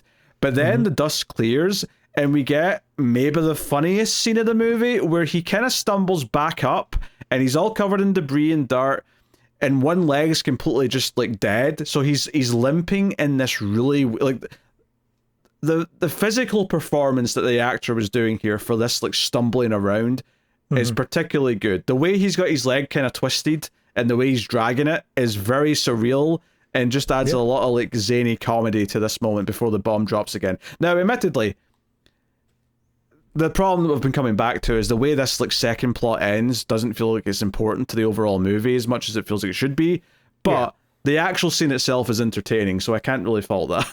Yeah, that's the thing. It's like they wrote themselves a cool scene and said, okay, we're going to work it in. And it feels a little bit tacked on to some extent because they made an earlier comment of Amano saying, oh, we thought that humanity was going to be easy to conquer. We thought it would take like 3 minutes, but it's actually going to take like 3 whole days in order to make that work. Because this is the thing, like after Akira gets knocked down, the main couple drive off, and then we don't see them again until after this bombing scene, and that is a good 20-25 minutes of like combined screen time. I mean, there's one intermittent scene of them just driving, but like it's nothing. Oh, sure, okay, sure, right. But yeah, there's basically nothing with them for like 25 minutes. And I really feel like after they drove off, they should have found a way to also kill Amano in that scene and have it just be about the couple from that point on. Because it feels like at that point, like they've served their purpose in the plot, and all of this stuff with the agents and the plane, it's fun, but it doesn't really add much to the rest of the movie. And I feel like all you have to do is have the transmitter turned on in that scene, right? Okay, that's given us like a 12-hour countdown to when the invasion is going to start, and just stay with the main couple then for the rest of the movie and like how we get to their decisions that they're going to make. But instead, we spend almost half an hour with, you know, the B plot, and then we finally come back to them, and they're in this hotel room. It looks like weird shit's going on in the sky outside because the invasion's getting ready to start, and we get to kind of the final beats of the story before it feels that we've actually explored enough to have them get to this point. So yeah, it's there's that talk that we already discussed about of him saying, I am in here with your husband, like we coexist in there, and that happens like literally moments before she runs over Akira and they just make their drive. And there is so much that needed to happen in the in-between there. There is so much that they needed to explore and say, okay, if you are really my husband, of all this stuff, and do that exploration of like how she feels about her husband, how she's overcoming his past transgressions and whatnot. They went to the church and that reminded them of their wedding and all that. Just explore these things, even show possibly some development on the alien's part where he's saying something like, I remember this from our past, and like something touching, some tiny little thing. But none of that gets explored. We just open up in this random hotel and say, well, guess this is where the end of the world's going to be for us. So yeah, and she says, what's going to happen? Humanity's going to be wiped out. And then she says, all right, strangle me to death. She takes his hands, put them around her own neck, and says, squeeze. And he's like, I can't, that'll kill you. And he's like, that's the idea, squeeze, damn it. Yeah. And he doesn't do it. And this kind of like, I guess makes her realize that, oh, we're all going to die. Maybe he should know what love actually feels like before he goes, before this is all done. Because she specifically says, hey, what will happen to you? And he says, oh, I'll disappear too. Now, will the alien consciousness completely go away? I don't know. That's up for debate. But that was something I was trying to wrestle with in the beginning of the movie is, do these three aliens, to some extent, have like a hive mind? Like, if one of them learns a concept, do they all learn the concept? I don't think so. I don't think so either. That's the whole point of them sharing it when they meet up. Right. So right. Yeah, that makes sense. And that's, but like, I was trying to figure out like, what would be the beneficial aspect of just one of them learning a concept if like they had the potential of dying or something like that before they were able to share it with the main hive mind. But ultimately, once it got to this ending, I feel like they kind of explored it properly. To be clear, though, there's no implication that there's anything like a hive mind, though. I want to make that clear. When I say hive mind, it's more this idea that they are able to share their thoughts telepathically, like just by looking at each other. Oh yeah, I know, but like because you just brought up the concept of do they literally have like a hive mind? It feels weird to then just also use that to mean just like them sharing information afterwards. We have to differentiate there. It's a different level of it, but it is still something that like I think on a base level could be called a hive mind. But yeah, it is different. Yeah, I'm saying it's confusing because you just used it in a more literal sense. I'm an idiot. I get it. Moving on. I mean, I agree, but that's anyway. So she's like, look, you have to take the idea of love for me. You have to know what that feels like. You have to understand us better before this is all over. And he's reluctant. He says he can't do that, but you specifically told me not to do that, to never do that. But he does, and when he does do it, he it's a lot for him to take. He kind of like falls off the bed, and he's like, oh, this is so complicated. Like it's hard to handle this. I love his first moments with it, where she gets it taken from her, and she's like, was that it? I don't feel any different. What's happened? But his first thing is just, oh, like you see his eyes widen, and you see him just like as if he just figured everything out all at once. And he's like, oh my God.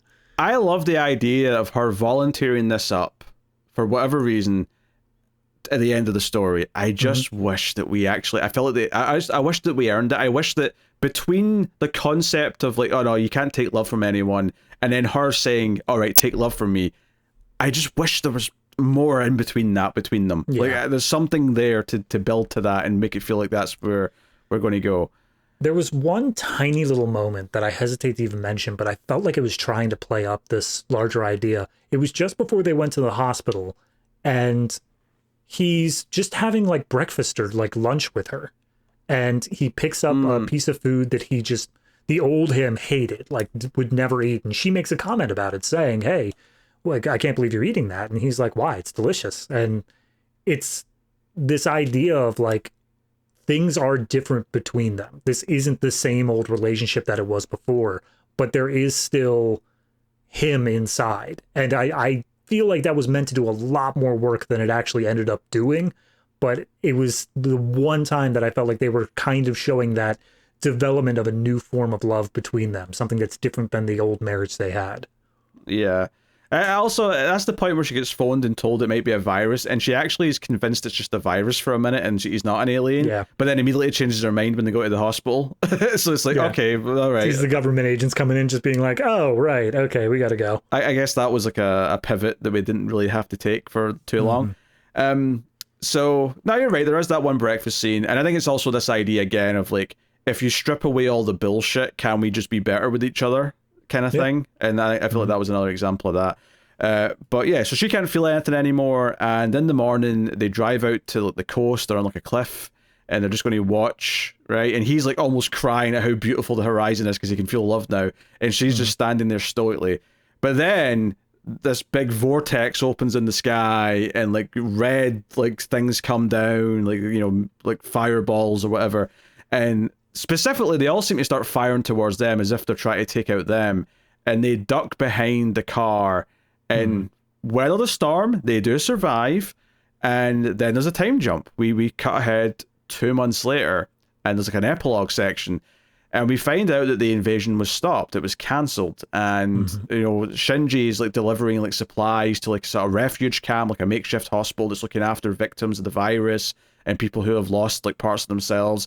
And we find out a few interesting things here. One is that the people who have lost concepts are gradually getting better and regaining them, which I guess makes sense to an extent. It's like, it's not like they can't learn them again. It's just that, you know, they were stripped away and they're getting better. But it's not a block, it's just a hole, and then you just slowly refill the hole again. But the doctor does mention that his wife is a distinct case. She is a little bit different from everyone else. And I thought that was interesting because it kind of like bookends the movie, because the movie ends with him looking at her and she's kind of in this almost like, not catatonic, but, you know, empty state, which is kind of how we started the movie, with her looking at him that way. And he's like a special case that's different from the other aliens. So there's kind of like a flipping bookend kind of element to this. And the movie ends with him sort of in his narration saying, I'll be here no matter what. He's going to be there for her, right? So he loves her effectively, and he feels that. And this idea that maybe in time he'll be able to like give her love back again the way that she was able to give him love. Right? I don't hate these concepts. Like, I think these are fine things to bring up, but I have to admit, this entire epilogue thing felt like a bit like, I don't know, like actually saying, oh, the invasion stopped, I wonder why. And I'm like, well, it's probably because Shinji understands humans better and understands love. And that's literally Shinji. It didn't seem like they are aware that Shinji is an alien. No, like, they speak to him as if he's a human. So Shinji just turns to him and be like, well, maybe the aliens were a little bit wiser once they came to Earth. And everyone's like, yeah, okay, whatever, man, sure. Yeah, very optimistic. But like, I think it all just kind of comes down to like, I wish her sacrifice, and then the fact that that saves the world effectively, and then the idea that he now loves her, so he will like, you know, even though it's against all odds, he will like bring her back to her full self through love. I like all those ideas. I just wish that I cared or felt the impact of it more, because it felt like it built up to that the entire time. And because instead, the feeling I had was that we were missing them for half an hour, and then very quickly she just got to that idea. And I really wish that it was more of a slow build to that, like from the relationship. And I just didn't feel it. It landed a little bit flat for me at the end, even though I like conceptually what it's doing. Yeah, no, I think if you like read between the lines, if you make a bunch of assumptions of stuff that happened, like it hits the way that you want it to hit, but it does require extra reading into it. It's not something that the movie presents to you, even in subtext. I think that this idea that she was feeling such a powerful love in that moment for him is a great concept, but you had to infer all of this stuff that happened in the half an hour of their relationship building, and like her love for him, and like all this stuff that should have been the primary focus at that point. It should have been something that was, again, maybe you change out the entire ending of the Amano plot of the journalist and all that, make it so we didn't need to have a communicator to call down the aliens. They were just going to show up on a schedule regardless. Any of this would have changed it up, but ultimately with what we're presented, it's just this emptiness leading up to all of a sudden a burst of emotion, and it makes it feel like the emotion itself was just completely unset up. It should have been kind of like Signs or something like that, where we're just following these two characters as clearly this stuff's starting to build up in the outside, but we're just following them, like, and wherever they're hiding, how they're getting there, and the emotional sort of like build that's happening along the way of realizing that, you know, maybe he, like, maybe there's a whole thing where, like, again, this is just off the top of my head. What if there's a scene where she tries to, like, get him to admit that he cares for her, and he can't because he just doesn't feel that, right? He can't feel love. He's just not got the concept.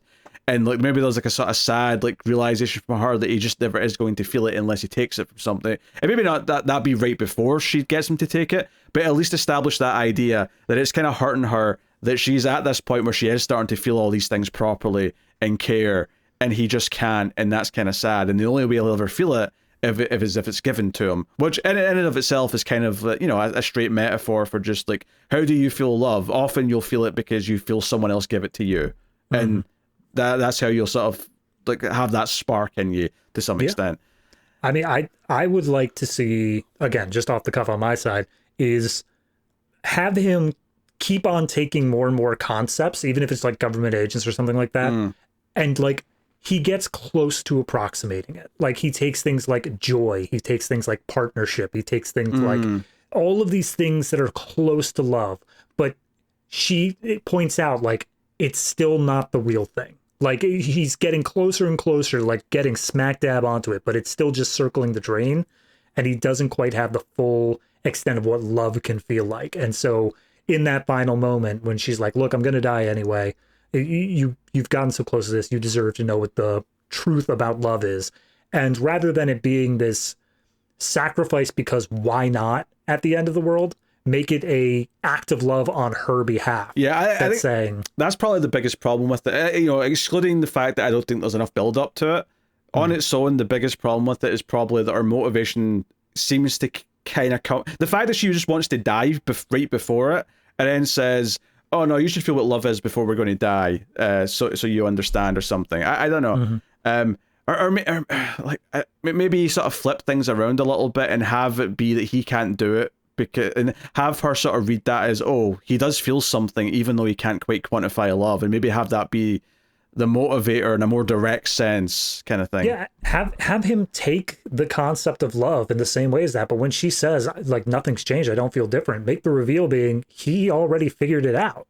Like he feels love for her just by being around her in this sort of like, you get love by receiving love, and she's been giving this love to him. Again, you need to be able to see that, but it would ultimately change how the movie ends in that regard.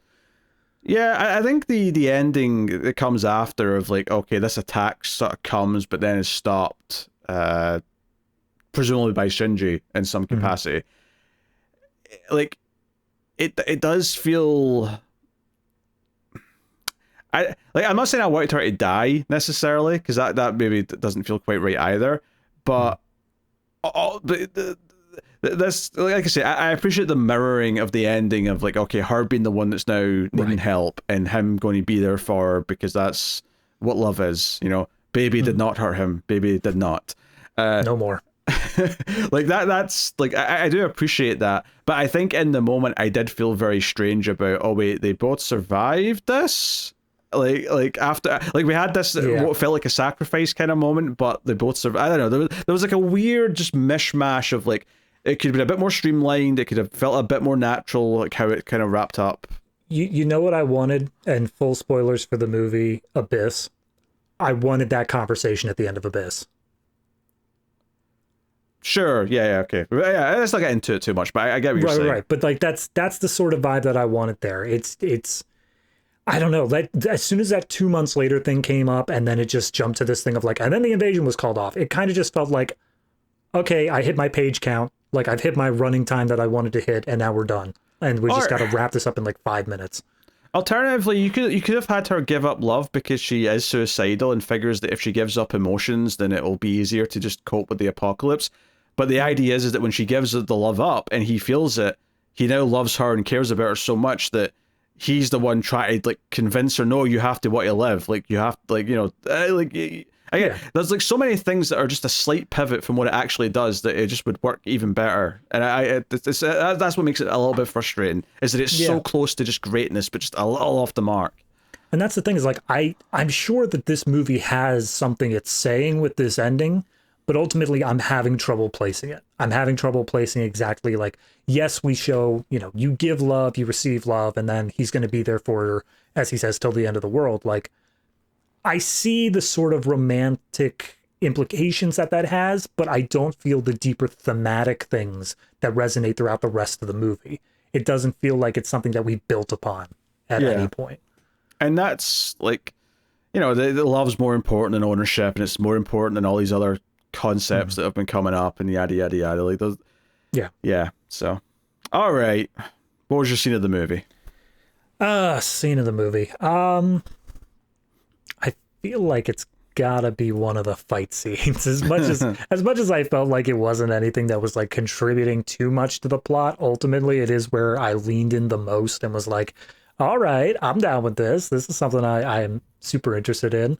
So I think I'm probably going to give it to the first one, the one when they're doing the hospital rescue of Akira, just because it was such a shock to the system when it came up, and it immediately made me like lean in. And also simultaneously, they're trying to take out the concepts of self and others from this guy, and you can feel him like, because there's something we haven't mentioned. Whenever they do the like visualize this, do this, there's almost like a hypnotic state thing going on that allows them to just do this without anybody interfering. So this guy is trying to fight them off physically while also simultaneously mentally being attacked by them. So it was an interesting fight scene, and I was definitely into the shakeup of the system that it had built up at that point. Yeah, well, I don't think it's, again, the most important thing for the themes of the movie or whatever.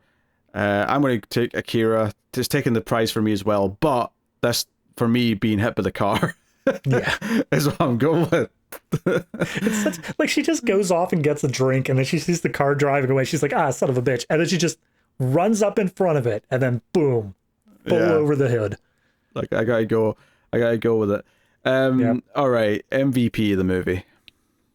This one is actually a bit tougher for me. I think the character that I enjoyed the most throughout the whole thing, strangely enough, despite the fact that we say, or at least I said, I don't think he quite got the development I wanted, the journalist, Sakurai. I think in terms of just character likability and how much I was able to relate to characters over the course of it, he won out pretty much every time he was on screen. I really got the vibe of, okay, I get it. I see, he's a bit jaded, but he does have this hope for humanity, and he's trying to do everything. That being said, once we got to the part where he, stood up on the bench and said, hey, alien is here, do something, and then just switch sides immediately, that's where it kind of lost me. But that's also, like, he's maybe only in 5 more minutes of the movie after that. So, all in all, I think he was the most relatable character for me. If I had to give second pick, I'd probably say Narumi. She's also very good, but I'm going to give it to the journalist. Yeah, I'm going with Narumi. I think she's head and shoulders the MVP, just in terms of, I think it's a little bit more of a down-to-earth, nuanced performance, because she's like struggling with like a very real thing. Because for the first half hour of the movie, she's basically just a wife who's found out her husband's going to need to be taken care of to an extent that is way more severe than anyone this age normally has to take care of a spouse. Mixed with the idea that he was a cheating scumbag right before this. And she even deals with other things, like having to try and keep her job, which we didn't really talk about much, but there's a whole scene where not only does she get chewed out for trying to be original with her design for like a new department store, there's a scene where her boss comes up behind her and starts like giving her a massage and says, you're very stressed, and starts putting on some creepy harassment vibes. And, she pulls away and kind of like, it doesn't really escalate from there. I mean, maybe it would in time, but it really... well, it felt to me like the boss was all in her corner up until he did the harassment things and she pulled away. And then the next time we see him, he's like, this sucks. You're not doing good enough work. So it felt like that was kind of a rebuttal against that. Yeah. It was like, oh, this is going to provoke her to... This will make her realize she has to play the game. She has to do what I say, kind of thing. So that was in there as well. And it's this idea that she's being confronted with all this stuff from every angle, but ultimately still the heart of the movie. And I think the script does her a disservice for not making her more the focus in the back half, because I think that would have made the ending better in every way. With Shinji as well, of course, but I think her making the choice she makes at the end should be the linchpin of the whole movie. And yeah, so I gotta go with that. All right, what are you rating Before We Vanish? Before We Vanish. Oh God. It was well made. I'm not gonna look at again. The acting, the directing, pretty much everything I thought was solid. The only thing that was really a problem here was the script. Possibly the editing if you want to talk about like pacing stuff, but I still put that on the script more than I think it's more of a script issue than a editing issue. So all in all, I mean it's a solidly made film, and maybe it'll work for you if you find like a deeper connection to it and like the stuff that they end up doing, but ultimately there were so many different paths that I wanted it to go down, and it just kind of disappointed me once I realized we weren't going to be doing any of those. All in all, it's still definitely above the halfway mark. I think I'm probably going to end up with just I'd say a flat 7. That seems fair to me. Again, as much as I want to critique it for what I wish it was, it just isn't. And I can wish all that other stuff. Looking at it for what it is, it's still a decently made film. It's got some good themes it's playing with. I just wish it would have went a bit further in places. Yeah, I actually think that's a little bit high for me, just because 7 to me, you're in just flat good territory, right? You know, if I was to give words to the ratings, right? You know, 10 is masterpiece, 9's amazing, 8 is great, easy to remember because it rhymes, and 7 is good. And I don't think I can say this is hitting good because it's just too flawed for me in terms of its execution and in terms of its story, in terms of like really caring about what it's saying by the end. That it just drags it under the 7 to me. As much as I want it to be there. I want it to be higher than that even. But like, so I think for me, thinking about it, because I do think there's great moments of direction. There is good characters. There's great ideas throughout. Sequences that are really fun and even funny at times. But it never quite assembles into a whole, right? So some movies are more than the sum of their parts. This is the opposite. This is less than the sum of its parts, and it's a shame. But it does leave me with kind of like I said, a lukewarm, almost bitter taste at the end. So I'm going a full point below and saying 6. I think it is over halfway because it isn't a badly made movie. It's got a lot of good qualities, and I wish I liked it more than I did. But 6 out of 10. I mean, I was bounced between the 6.5 and a 7, but I think ultimately, you know, I just wanted to give it that little bit extra because there is enough in the first half that I think, as much as the back half I don't think fully delivers, there is enough there that at least it got me thinking about some interesting things. Yeah, for sure. And I would add on as well, this movie at no point ever just feels like a generic thing. Like like right from the start, I feel like, okay, now this is someone with a vision trying to make a movie. It doesn't feel like just generic Hollywood, you know, movie number 8 kind of thing. Like it feels like it's got an identity. It's just a shame that it never comes together and really like becomes something special by the end. It was a shame because I wish it did. But hey, it is what it is. That is Before We Vanish. David's got a homework movie that he'll get to in just a minute, but before he does that, I will tell you a couple things. One, next time on the show, we're returning to the 1980s for a Patreon vote winner, and that is a alien buddy cop movie called Alien Nation. So that's what we're doing next time on the show next week.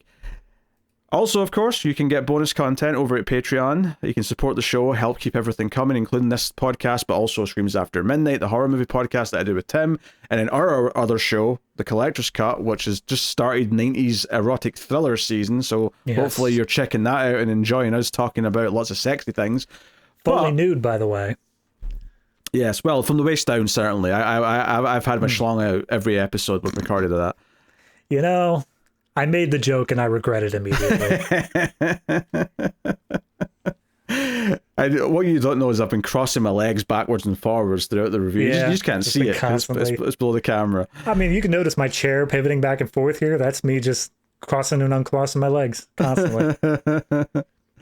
But yeah, go check out erotic thriller season over in Collector's Cut. But yeah, you can get bonus shows every month on Patreon. Me and David do 2 bonus monthly shows. One is the Criterion Cut, where we review Criterion movies from the Criterion Collection, and then the other is Extra Reels, where we review some of the most maligned, badly reviewed, just worst pieces of dreck that have ever been made. including things like Neil Breen movies or Uwe Boll movies, or just, sometimes they're so bad they're amazing, but sometimes they're just torture, if we're honest. But sometimes we do a super spy Bill Cosby movie, and that was very ill-advised. Yep. So you can go over to Patreon and check out that, or you can do it via YouTube membership if that's more your thing. That's an option too. Any support in any way is greatly appreciated, including obviously hitting like buttons, commenting, letting us know what you think of the movies, all that stuff. But just to wrap up the show though, David on these episodes does have a homework movie where he goes back and checks out a movie that we did on Ace before he joined the show. David, What is this week's movie? Well, this week's movie, I decided to try to stay in the same vein of a thing from outer space causing some issues for humanity. I chose Night of the Comet.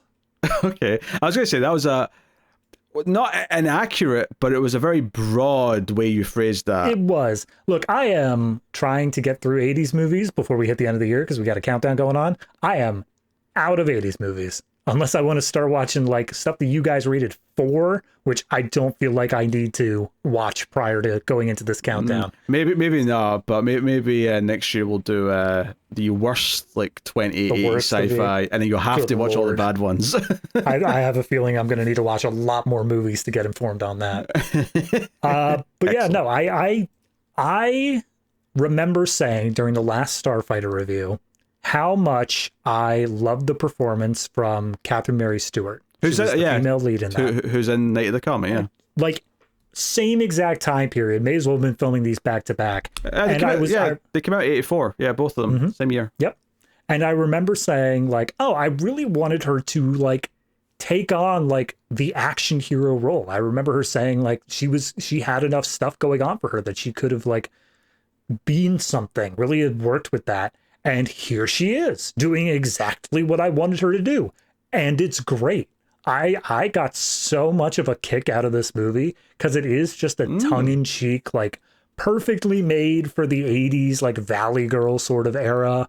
And it's just making fun of a bunch of, I mean, as much as it is a post-apocalypse, it is also zombie apocalypse to an extent. It's complicated, and I won't get into the gist of it, but, like, everything that it was doing felt so tongue-in-cheek and humorous. I just loved every second of it. That's very positive. I mean, I like the vibes of that movie. I like the two leads, the sisters in it. I do think the plot is a big fat nothing, but, you know. I mean, yes, I think by the end of the movie, it doesn't feel like it caps off with anything. It just kind of peters out. But ultimately, I was having so much fun in the middle of it that I just didn't mind. Like, every time that I was... by the time we hit the finale of the movie, I was like, okay, so this isn't really going to be anything. But, like, I didn't care because it was more so, it felt more so like a comedy to me than it did a sci-fi or a horror. It just was cracking jokes and doing, like, parodies of other stuff going on. So, no, I think that it was a very well-made movie. I saw you guys rated it collectively like a 6 as an average. I stand by that. That's fine. I get it, but, like, I would definitely give it higher. So I think I'm also going to jump onto the 7 train for this one. It's just, sure. I don't know. It just hit me at the right moment. I did watch it before I watched Before We Vanish. Possibly if I watched that in reverse order, I would be thinking the opposite, where I'm like, I'm in kind of a sour mood and I don't want this, like, stupid thing now. But ultimately, as I was watching it, I was having a kick out of it. Yeah, amusingly, if I remember correctly, doesn't she start that movie playing like an arcade game? Which I didn't really think. I'm just thinking now, oh, it's funny she was in The Last Starfighter, which was about an arcade game. Yeah, I was kind of thinking, like, this is just parodic enough that I wonder if they're going to make a callback to it to some extent, but they never ended up doing it. Yeah, I don't know what they shot first, though. That could have been shot before Last Starfighter, for all I know. Yeah, I have no idea. Yeah. I think that Last Starfighter felt more post production to me. It felt like it had a lot more that it had to do in post than this movie did. So I would guess that Starfighter was shot first, but I have nothing to back that up. I mean, movies were shot much quicker back then. Plus, who knows? I mean, that just Last Starfighter could have been out in February of 84, and then this could have been December 84. I mean, who knows? Yeah. I mean, this So- was definitely December. This was definitely later in the November 16th, because Oh, really? a whole thing of it was that it was taking place around Christmas time, so it had to be released around there. Yeah, and honestly, Night of the Comet feels like a movie that could have been shot like 2 months before it released because it's such a small, low budget, low effort. And I don't mean that in a bad way, but it's not. Oh yeah, no, they work within whatever they had. They didn't like try to overshoot that. There's a thing where the entire second half of the movie has red skies, and you could tell that like they just went in and just put a like sepia gradient over top of anything that has a blue sky in it to just turn the whole shade of it red. Yeah. They did nothing to disguise it beyond that. Yeah, because it's obviously like their faces are also turning red and stuff. Like Right. it's And like the affecting them too ground, much. it's a gradient as well. So the ground is still perfectly well lit. It's still like total sunlight. It's not like a red hue to it. It's just the top half, wherever the sky is. They changed that. All right. Well, there you go. Night of the Comet. And interestingly, the little sister, the actress, was in another notable 80s movie, Chopping Mall, which That's right. we didn't do an Ace, obviously. It was a episode of Screams, but the villains in that movie are robots, so technically, it is sci-fi. If you think it could make the best of the 80s, then I will go out and watch it. But I'm Here's the hesitant thing. to say that. Well, here's the thing. I think if I do a top, 25, or certainly a top 50 horror of the 80s, it would be on my list. I don't know if I would include it in a top 25 sci-fi of the 80s, though. Because it definitely still functions more like a slasher movie, but they just happen to be robots. I mean, if it's anything like Night of the Comet, I might enjoy it enough that it's worth me checking out, because I definitely got more joy out of this movie than I expected to. I like it more than Night of the Comet. I think it capitalizes on its premise in I think in a more fun way to me. But I mean, Okay. mileage may vary. All right. But all right, well there you go. That's been the Atomic Cinema Experiment. Thank you very much for joining us, everyone. We'll see you next week for Alien Nation. But that is the show. So thank you once again for watching or listening. We always appreciate it. Keep watching science fiction and computer ad salsa.